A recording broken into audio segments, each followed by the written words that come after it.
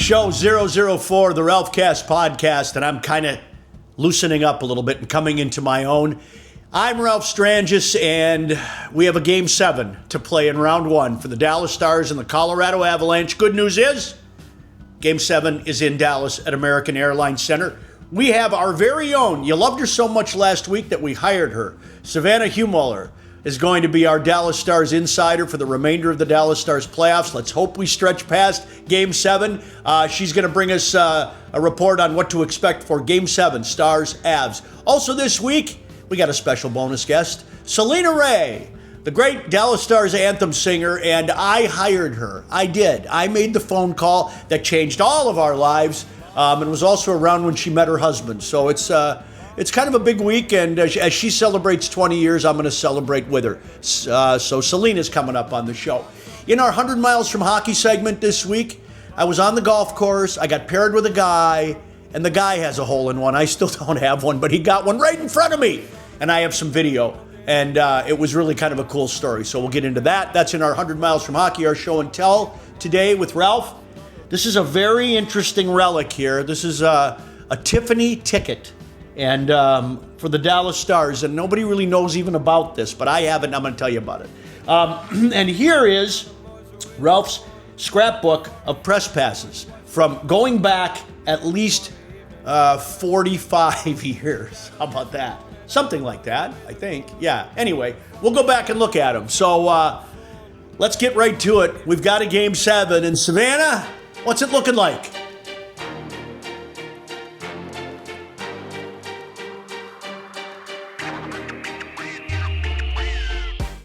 Well, Ralph, it's looking like we are heading to a Game 7 in Dallas on Saturday night.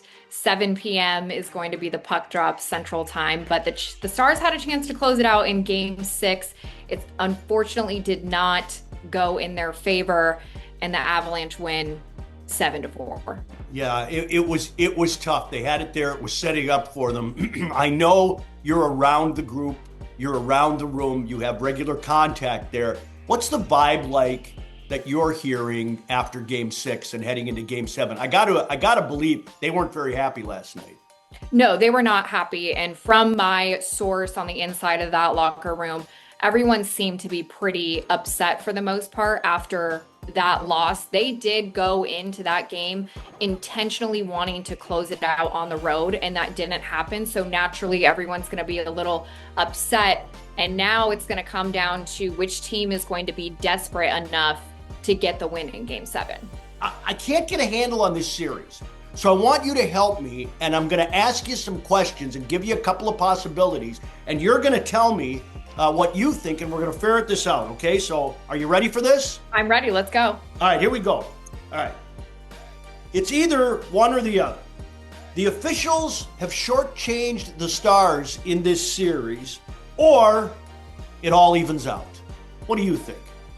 I think it all evens out. In a way, I think there have been a couple missed calls for both teams. And I think the way it has rounded out so far has still played in favor of the Stars. And I will say that the Stars' penalty kill has been very outstanding throughout this series. And I think, although the Avalanche have gotten, some calls in their favor, I still think the penalty kill has really been great for the Stars, and they've been able to handle some of those calls. All right, and fans might be interested to know that the power plays are through 6 games. Everybody ready? Here's my surprise face. 19-19. How about that? So it does. I'm one of the guys that think it does even out. People make way too much of it. Call the call. All right, here's the next one. Pete DeBoer is 7-0 in Game 7s. He's unbeatable, or he's due to get beat. Where are you at with this one?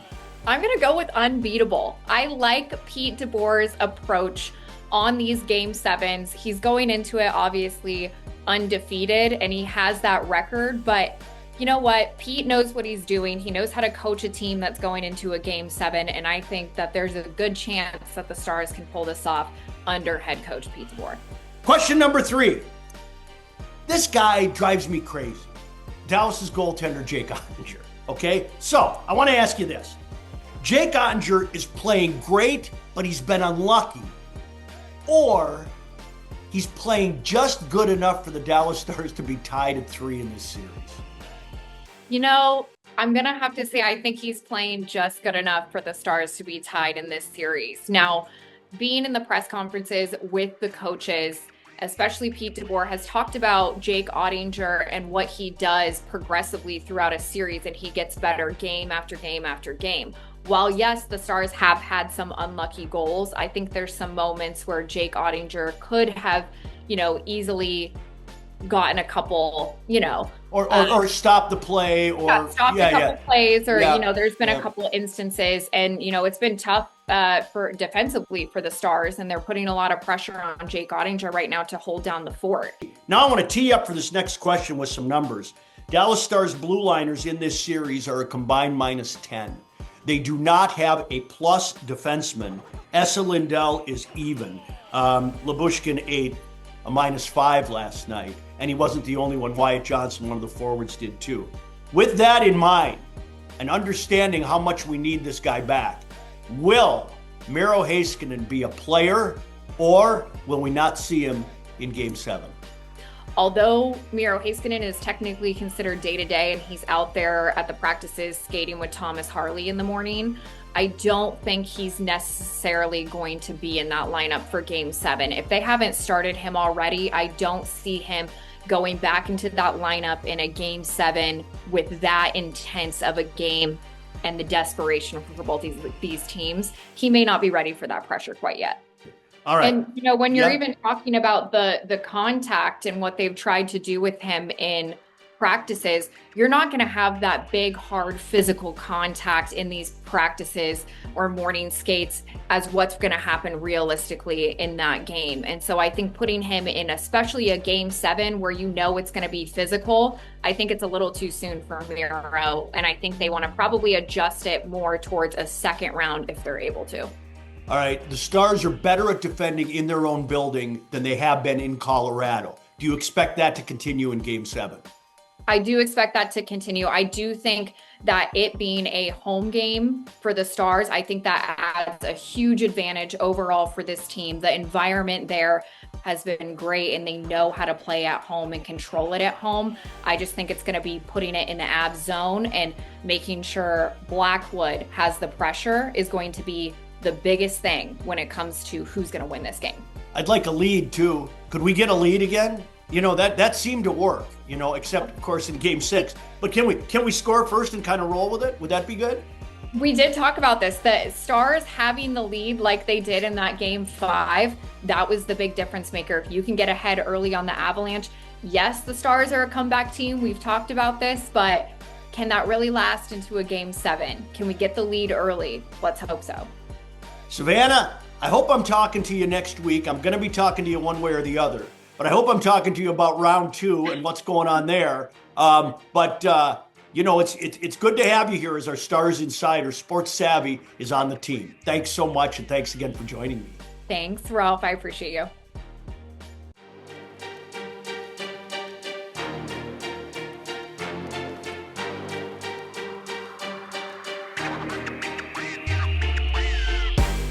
We welcome the one and only Selena Ray, and I do say that very fondly and affectionately. Of course, Selena, how are you? I'm doing fantastic. It's so good to see you. It's so good to see. Oh, it's so good to see you. Now, Selena Ray just celebrated, or is celebrating, 20 years with the Dallas Stars, and as the people who know me here now on the Ralphcast, the several dozen who join us, everybody knows that I'm sort of been, wanting to tell my stories again. And one of the stories that I'm very fond of is our story of how Selena Ray became the anthem singer for the Dallas Stars. I'll start it, and then you pop in. We're going to tell this story now, okay? Which is, there was a lockout in 2004, Yes.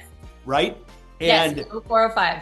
0405, and Ralphie Boy is laying at home in his favorite chair, watching American Idol with his daughter Savannah, and lo and behold, I look up, and there is Selena Ray on the screen, and she's doing great, and I pick up the phone. Now, this is pre-internet, and I called Jeff Moore. You remember Jeff? Yes? Jeff, Oh, I love him. Oh, yeah. Jeff was our marketing VP, and I said, I found our new anthem singer. So what do you mean you found our new anthem singer? I said, I found her. She's on American Idol. Let me find her. So I tracked you down. I called Fox 4, Dallas, asked somebody, I said, what's this?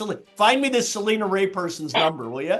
And they did. And then now you pick it up because I called you out of the blue, and what happened? Yes, I was thinking about that. I was thinking about it this morning. It is such a core memory, right? For me, like I remember I was in my apartment, and I was like in the kitchen area. Like I remember it like it was yesterday, and I get the phone. I'm like, hello? And the very first thing you say to me is, hi, I'm Ralphie. I'm your new best friend. And I'm like, who are you? Like, who's Ralph? Like, I didn't know who you were. What? I was like, what? And then it was just like, and you told me who you were and kind of what the thing with, and there, you were like, can you come in? We'd love to talk to you. Did you think at the time you would be incarcerated with the Dallas Stars for 20 years? So when I first started with the Stars, like I knew that it was very cool. Like, and I knew that, and I love to sing and I love singing. I'm very patriotic. So I loved it. But I kind of took it all in, and I didn't come in as a fan. You know what I mean? Yeah. I have grown. It was a business, it was a job, and it was entertaining. It was a gig. Yeah, I feel like it was more than a gig, and I feel like sometimes a gig you kind of throw that away. Like it was just no. I knew it was important. I did, but now looking back, I'm just like, wow. I had no idea that it would turn into this. It is such a different world when you leave the regular season behind and you go into this. Yeah. Can you describe for me what it feels like, the difference between standing on the ice at American Airlines Center, singing for Calgary on a Wednesday night in December versus singing a playoff game where the season's on the line? What's that like? As a singer and what I do, you do feel that. Like I feel, but I go out there, it's so energized and the fans are so loud. And I will tell you, even for this first series that we're in right now, I have come off the ice and people are stopping me going, what did you do? I don't consciously do it, but I sing with I sing louder. I sing with so much more passion, because I feel it and I want everybody else to feel it. Like I want them to feel like this anthem, this is different, this is big. Like we need to start it. And I always say, like, I'm gonna do my part. I'm gonna kick this off, and I'm gonna bring the energy that we need. And I think I just naturally just bring a little bit more, but that feeling like you can't, and the deeper you go in the playoffs, oh my gosh, I can't even, I don't think there are words to describe what it feels like. I used to, there's a thing I did after the anthem, like I did this, boom, boom, boom, boom, like that, and that's what I do as soon as you were done, or whoever the anthem singer was, and then I knew I was ready for the game. And, and I would do my inner monologue during the anthem. So I'm not always paying, because I got to go too. Like the players aren't, whatever they're doing, everybody's vibed in, right? Like, okay, we got to start now. And you're the one. And that's the thing about the anthem. There's a lot of, we talk about this a lot because this is kind of unique to the United States that we actually sing. Other countries don't do this for domestic sports, right? But one of the things I think it really does is it focuses the athletes.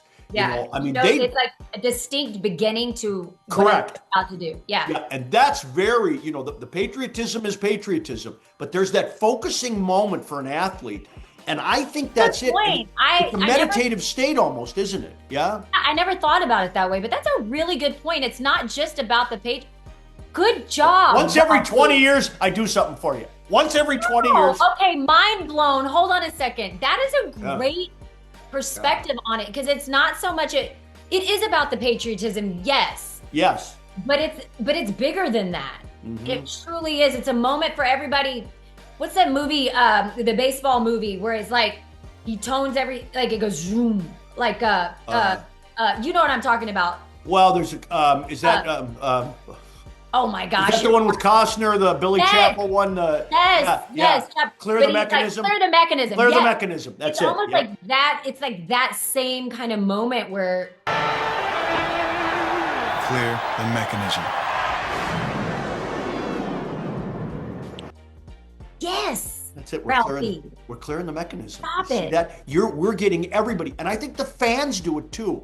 Yeah. I think the fans are in it. They're rocking back and forth. They're getting, this is their meditative state or warm up or lock in for what's going on. And that's why, I think that's sort of something that's become, I don't know what to do if we didn't have that.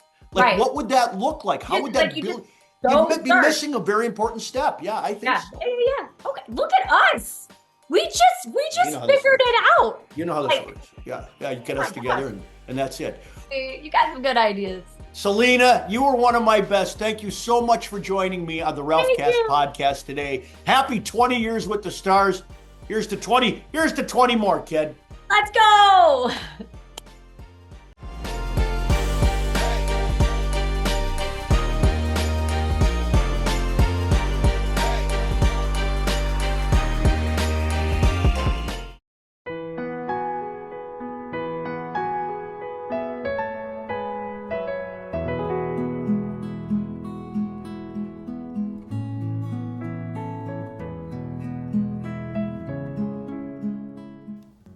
Today, in a very special 100 miles from hockey.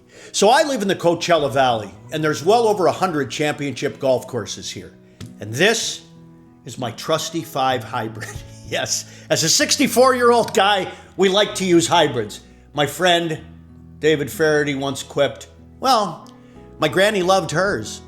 So this is what I hit on the 17th hole at Desert Willows Firecliff Golf Course last Saturday. It was 170 yards from the tee. I put it in the water to the right. I was paired with a guy, however, one Eric Voss. Eric is from Upland, California, and he drove over, made about the hour drive on Saturday to play this course because it's a great course and his wife wanted him to play it for his birthday. She bought him the round. Eric had never had a hole-in-one. On the 17th tee from 170 yards, Big Eric took out a 7-iron. It went sky high up to the left. I saw it, looked like 20 yards or so left of the pin as it came down on this little hill, bounced toward the pin, and as it rolled by the pin, it disappeared. I looked at Eric. Eric looked at me. I said, I think you're in the hole. He said, I think I'm in the hole too. He started shaking. He grabbed my arm. We couldn't know until we went up, and then I took my camera out and took this video. Congratulations, Eric. What a time. And you, my friend, are the feature story on today's 100 Miles from Hockey. All right, let's go. Here he comes. We're checking. We have a hole in one. Eric! Yes. Hey! Thank you. Yeah. What are you feeling? Well, I had to hold on to you because I thought I was going to pass out on the tee box. Yeah. This is your Thank very you. first hole First in hole in one. Birthday round. Birthday round. Your wife Yeah. bought the birthday round for you? Yes, that's What did right. you, how Yeah. much, what club? Take us through the shot. 7-iron. Brian shot 170, hit a standard 7-iron shot, got a nice bounce off the hill, rolled in, disappeared, and we started screaming. My Yeah. man! Yeah. Thank you Attaboy, so happy much. birthday. Thank you.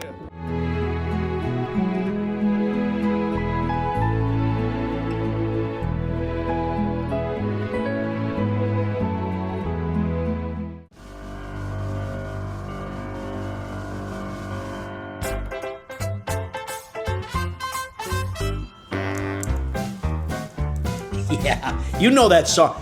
You know that song means it's time again for Ralph Show and Tell. Thank you so much for joining me. I also like to show you this week, I'm wearing the Ralphstack t-shirt. These are the really super comfy ones, the ones that stretch out really nice, and they're sort of kind of Dallas Stars colors. We may or may not have ripped them off pretty close.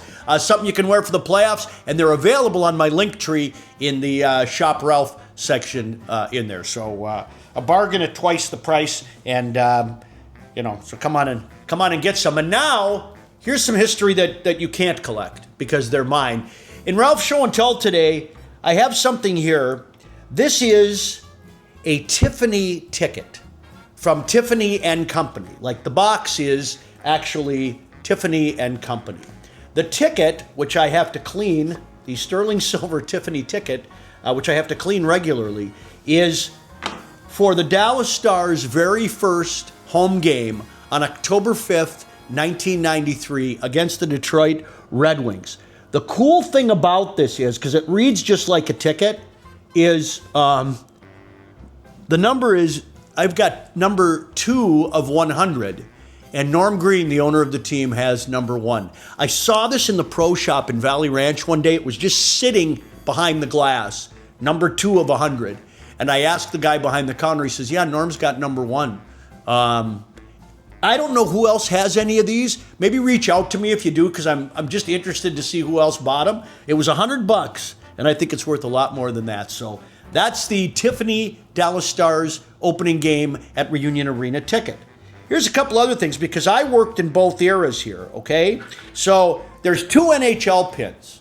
Prior to Gary Bettman coming in, the logo, the letters went down. NHL in a downward motion. When Gary Bettman came in, he changed the upward, that the league was going to go up and forward. And yeah, they kind of have, haven't they? It's been a big boon the last 30 years for the NHL. And this, my friends, I'll move this. This, my friends, is Ralph's Press Passes, okay? So I scrapbook, I really do. This goes all the way back to the Minnesota State High School hockey tournament in the 80s. How about that? And then these are my first, coming up here, my Hartford Whalers are in there. As you go through these, I tried to keep one from every building and every team over the years. That's a meal ticket for the meal room for the Quebec Nordiques back at the Colisée, way back in the day. That was an exhibition game with a team from Russia, Khimik, and I called that game on the radio. Excuse me. Here's all the old Montreal from the old Molson Center, the old original Montreal Forum, and on and on and on. And these are just fun things that I've kept over the years, to make me remember that, hey, I was there. The big one, of course, here is 2018. Here's another big one, Pyeongchang, South Korea.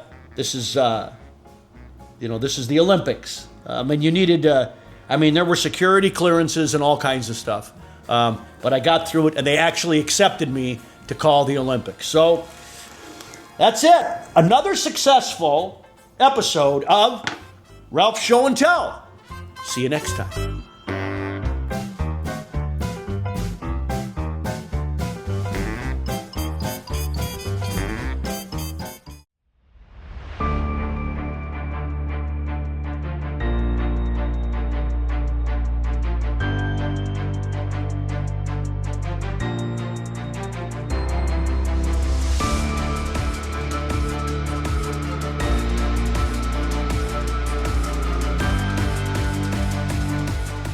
Finally, in today's Ralph Stack.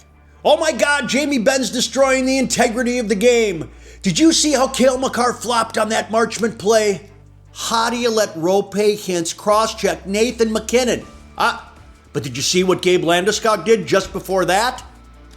I see the crossfire on Twitter, and y'all are massively into this for sure, if not predictably so. Yes, as we touched on last week, I know. Our guys don't dive, take bad penalties, or attempt to injure anyone. And their guys practice diving. They're careless as hell. And they're the kind of people who just look to injure everybody else. Our fans are great. Their fans whine and don't know the game. Look at how dumb they are. Look at how smart we are. You see how all this works? I've become rather philosophical and reflective these days, so let me tell you what I know for sure after 30 years in the show and watching sports my whole life. If a penalty is called and they open the door and someone sits down, it's a penalty. If they don't see it or don't call it or it isn't called on review, it's not a penalty. It's good to remember these things. These things are important. I'll tell you something else. In a best of 7 series, it all works itself out. You did what you needed to do or you didn't. You got a bounce or two when you had to have it or you didn't. You stayed healthy enough to push the other team out or you didn't. That's how you advance. I know we all hate officiating these days and blame officiating, reviews, and the entire process for everything from our teams losing series or games to thinking it's a driving force for winning in a team's Super Bowl defense. But almost universally speaking, if you're looking for a call to save you or point too hard at one that costs you, you're likely missing the bigger picture and the reasons why it did or didn't go your way. But I also think there's something to all these missed calls and crazy calls that has nothing to do with grand conspiracy. The athletes are so big, so fast, and the game is moving at speeds that would have baffled officials just a generation ago. It's too hard to keep up. There's other reasons too that make us all, more times than we'd like to admit, get up, hulk across the room, and throw something at the television set. I remember a piece I read a million years ago where the great former NHL referee Andy Van Helmen, later in his officiating career, said, and I'll paraphrase, just when your maturity and judgment puts you in the right place to make the right calls, your body and your eyes are going the other way and it's harder to keep up. Also, with leagues falling all over themselves to keep the confidence of the emerging fantasy and bettors in the sports betting markets, their emphasis on getting every single call perfectly right is paralyzing officials and slowing down the most compelling moments of games. At the end of the day, doesn't it look so much like the on-ice, on-court, on-field officials are in effect waiting for replay or league offices to make the calls? Nobody wants to be wrong. So now we're in a time in sports when stuff just keeps getting missed.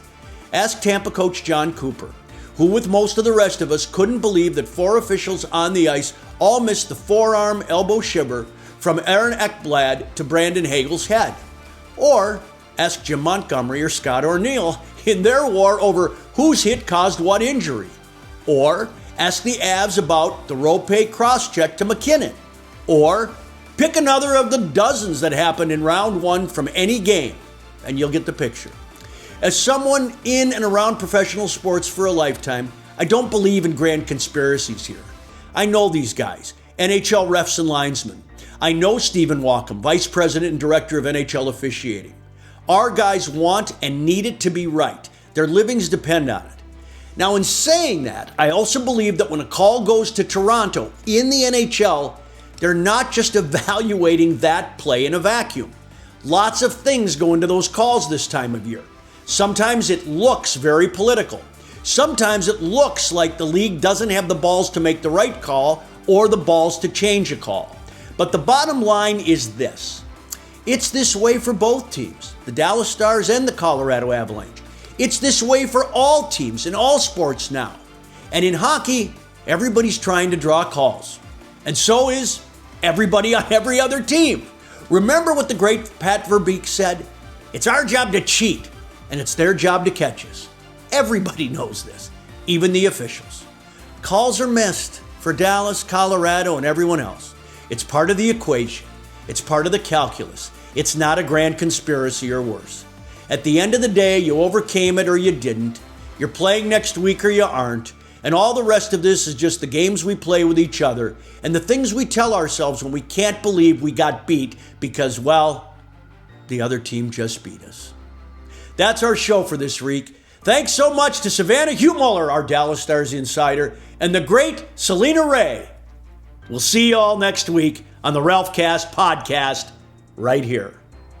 Whose broad stripes and will rise through the perilous fight, o'er the ramparts we watched, were so gallantly streaming, and the rockets red alert, the bombs bursting in air, gave proof through the night that our flag was still there. Oh, say